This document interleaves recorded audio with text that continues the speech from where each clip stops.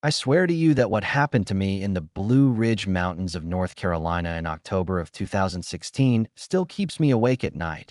And though I have told myself over and over that it was just exhaustion and imagination, there are moments when I remember the silence and the way the trees seemed to lean toward me.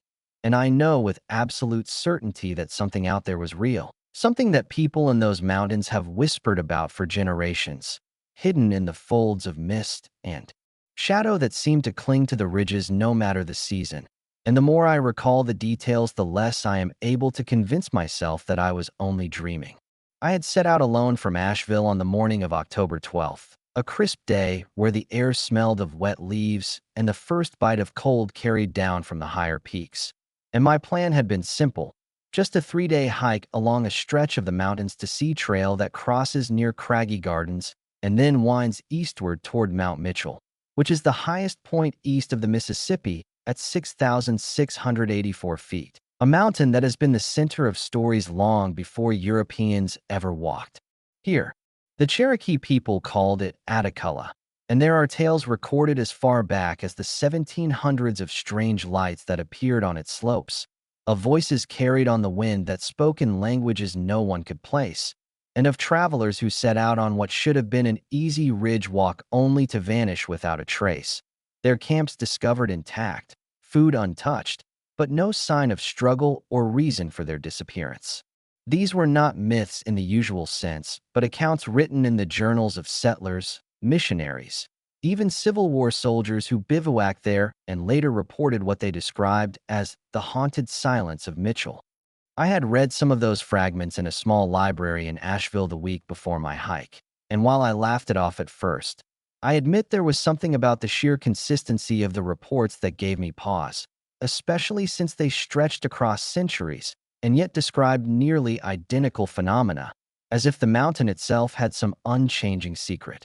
Still, I considered myself rational, practical, someone who enjoyed legends but did not let them interfere with reality. And so I packed light, shouldered my gear, and stepped onto the trail as the morning fog curled around the trees in shapes that for just a moment looked too deliberate, almost human. By noon, I had reached the overlook near Lane Pinnacle, where the land dropped away to reveal endless ridges fading into pale blue, a view that has been photographed countless times. But in person, it has a depth that the lens never captures, a feeling of standing on the edge of something that stretches beyond time itself. And I felt small, not in a humbling way, but in a way that made me wonder if I had stepped into a place that was aware of me, as though the mountains had eyes. I pressed on, telling myself I was being dramatic, though the stories I had read kept surfacing in my mind. The journal entry of a man named Elias Walker from 1859 who wrote about a chorus without singers echoing through the pines near Graybeard Mountain, and the account of a ranger in 1937 who found boot prints that began and ended abruptly in soft ground, as if the person had simply stopped existing. The first day of my hike passed without incident, though I could not shake the sense that the forest was unnaturally quiet, the kind of quiet where every crunch of my boots seemed amplified, where even birdsong came rarely and suddenly, like a warning before falling silent again. I reached my campsite by evening, a small clearing just below a rise of granite outcrop, and as I pitched my tent the wind shifted, carrying with it the faintest murmur that I would have sworn sounded like words, though too faint to decipher. And when I paused to listen harder, the sound stopped, as if aware I was paying attention. The sun went down in streaks of purple and deep red, and the last thing I wrote in my small notebook before darkness took the ridge was a single line: "The legends feel closer at night." That night I hardly slept. Not because of any clear threat, but because the forest never settled into the steady rhythms I was used to on backcountry trips. There was no gradual hum of crickets or distant rustle of nocturnal animals. Instead, the silence would hang so heavily that I could hear my own breathing as if it were amplified, and then, without warning, there would be a sudden burst of sound, a crack of branches, a fleeting whistle like wind forced through a narrow gap, a few seconds of hushed murmurs that seemed to circle my tent and then vanish, leaving me frozen with the sense that something had just been close enough to touch the fabric wall beside me. And yet when I finally dared to unzip the flap and look out, there was nothing but the silver glow of moonlight on the ground and the skeletal shadows of trees standing perfectly still. I told myself the mind exaggerates when deprived of sleep. So when dawn came, I pushed down the unease and packed quickly, determined to reach Mount Mitchell by the following evening. The trail carried me upward into denser forest where spruce and fir crowded together, their branches heavy with moss that dripped from the night's condensation, and the air grew colder though the sun was already high, a strange chill that seemed to linger only on my skin while the forest floor steamed with warmth. Around mid-morning, I reached an old stone wall half buried in vines. The remains of what I later learned had been a homestead from the 1880s, but at the time it just struck me as oddly intact given the years, its outline forming a square that looked almost ritualistic. And when I stepped inside, I felt the temperature drop instantly by several degrees. I do not scare easily, but I stepped back out just as quickly, my stomach tightening with the sensation that someone was already standing in the shadow of that ruin watching me, though no one was there. Continuing on, I met no other hikers, not a single one, which struck me as unusual since October is a popular time for leaf peeping, and these trails, while rugged, are not so remote that you'd expect such emptiness. And by the time I stopped for lunch near a small spring, I realized I had not even heard the distant hum of traffic or aircraft all day, just the occasional wind through the pines that carried a sound almost like singing. I remembered then a story told to me by a man in Asheville named Thomas Green, an amateur historian who worked in a small shop near Pack Square, who claimed that his grandfather had vanished on a hunting trip in Yancey County in 1949, last seen heading toward the Black Mountains, and that when search parties went out they heard low chanting at dusk that grew louder the closer they came to a certain ridge, so loud that several men turned back in fear while others pressed on only to find nothing, not even tracks, and the sound disappeared as if it had never been. The memory unsettled me, because as I sat by the spring, I could swear the sound of faint chanting was threaded through the wind, too steady to be mistaken for leaves or distant water. That afternoon the weather shifted, clouds gathering faster than seemed natural, and though the forecast had predicted clear skies, a fog rolled in so thick I could barely see 20 feet ahead. The trail markers grew harder to follow, painted blazes disappearing into the gray, and I felt a rising panic that I might lose the path. So I quickened my pace, focusing on the rhythm of my boots and poles until at last I stumbled into a wide clearing where the fog thinned just enough for me to see a ring of stones set upright in the ground. They were not natural outcrops, but deliberately placed, some waist high, others taller than me, arranged in a near-perfect circle perhaps 30 feet across. And in the center stood a single dead tree stripped of bark and branches, pale as bone. My first thought was that it must be some forgotten landmark, perhaps erected by early settlers. But the precision of the circle and the way the stones seemed to pulse with dampness made me hesitate to step closer. I walked the perimeter slowly, counting 9 stones in total, each etched with markings so eroded I could not tell if they were letters, runes, or simply the work of lichen and time. Yet the longer I stared, the more I felt they wanted to be read, as if the symbols shifted when I blinked. The fog thickened again, and with it came that same low hum, now unmistakably vocal, rising and falling like breath drawn in unison by many unseen throats, and I felt the hair on my arms stand on end as the sound pressed in from every direction. I did not run, though every instinct told me to, but instead forced myself back to the trail, refusing to look over my shoulder, and only when the fog broke an hour later did I realize I had covered nearly 3 miles without remembering a single step, as though the forest itself had carried me forward. That night I camped near the base of Mount Mitchell, too exhausted to eat more than a few bites, and as darkness fell the mountain loomed above me, its peak swallowed in cloud, and I wrote in my notebook again, a line that I later wished I had never put to paper. The stones are watching. I woke on the morning of October 14th with the strange certainty that I was not alone, not in the usual sense of hikers passing nearby, but in a deeper way, as though the mountain itself had turned its attention fully upon me and was waiting for something. and the feeling was so heavy that I almost abandoned my plan to summit Mount Mitchell that day. Yet some stubborn part of me insisted that if I turned back now, I would never be free of the weight pressing on my chest. So I packed up and forced myself onto the trail.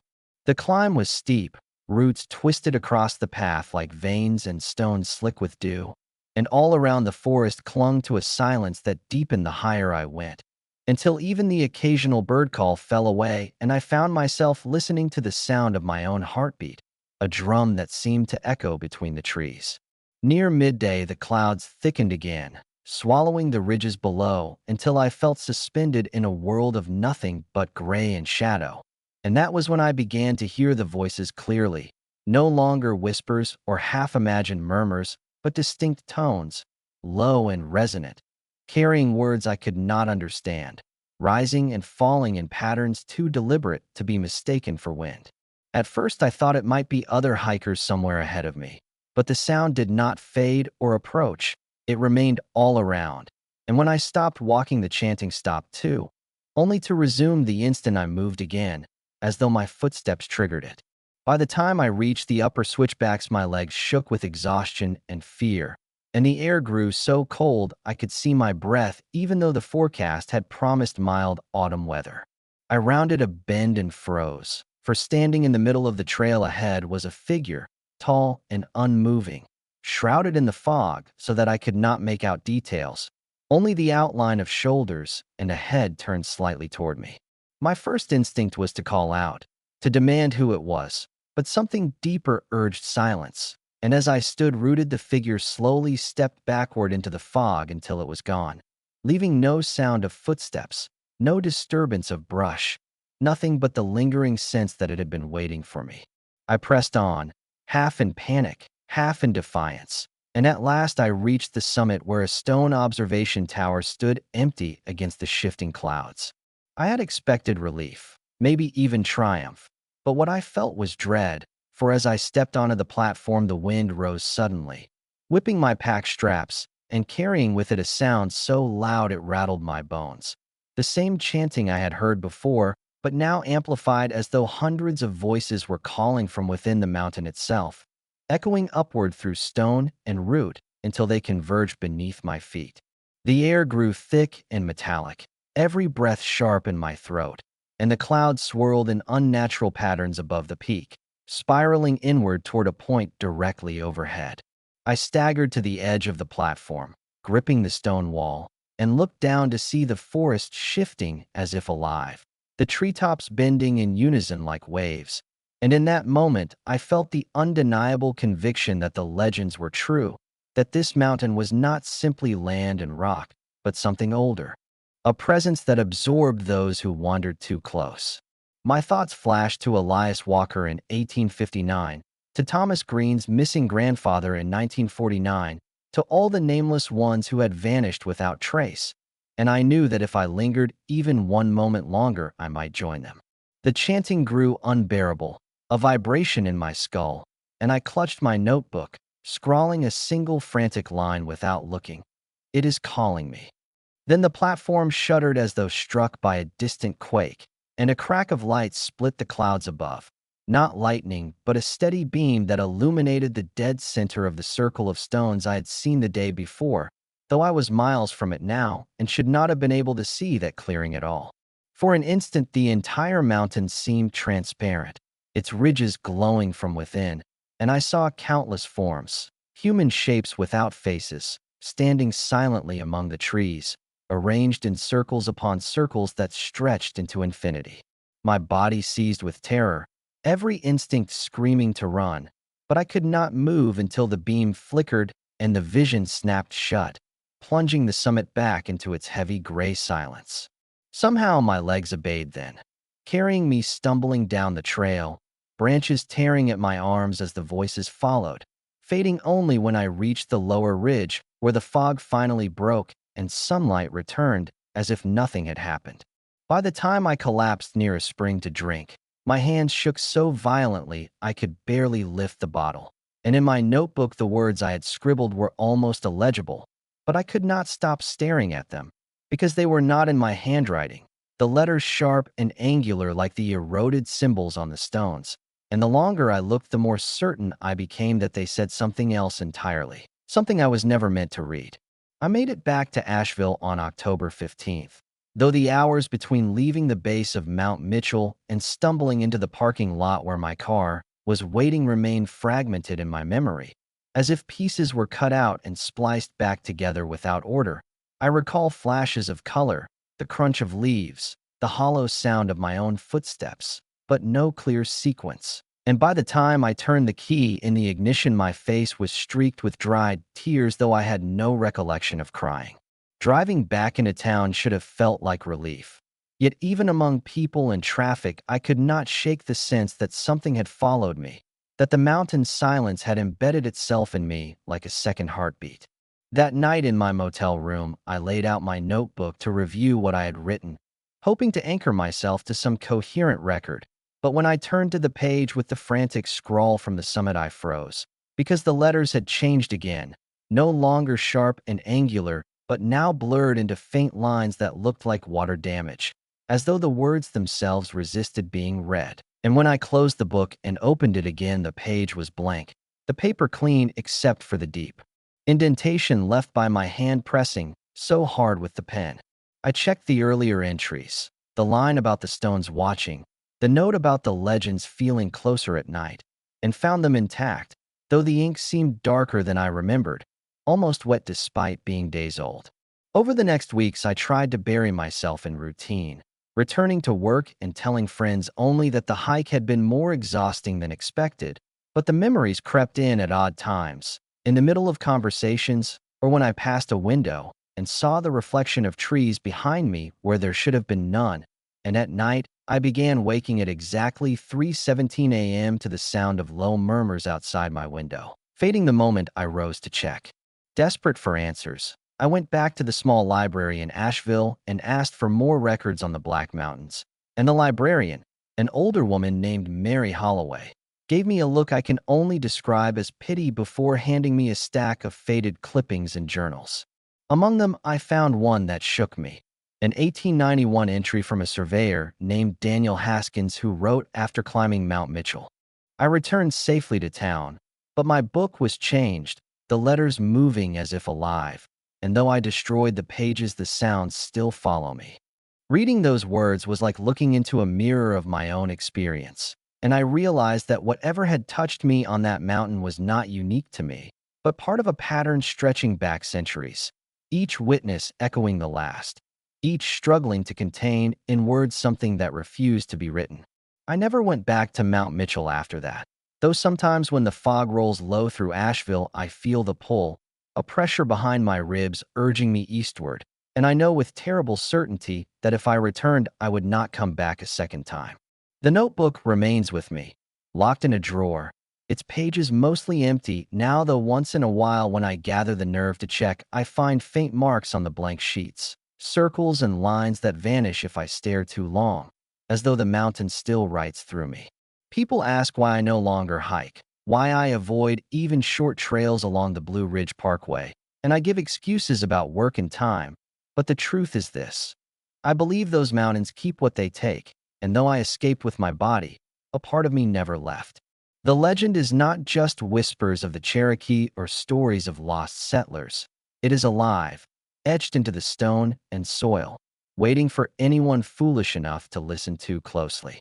I tell you this not as entertainment or campfire lore, but as a warning, because if you ever find yourself in the shadow of Mount Mitchell on a fog-heavy night and you hear voices rising with the wind, do not follow them. Do not try to understand them. Just turn back, because the mountain remembers every step, and one day it may decide your footsteps are meant to end there, swallowed like the countless others who thought they were only passing through.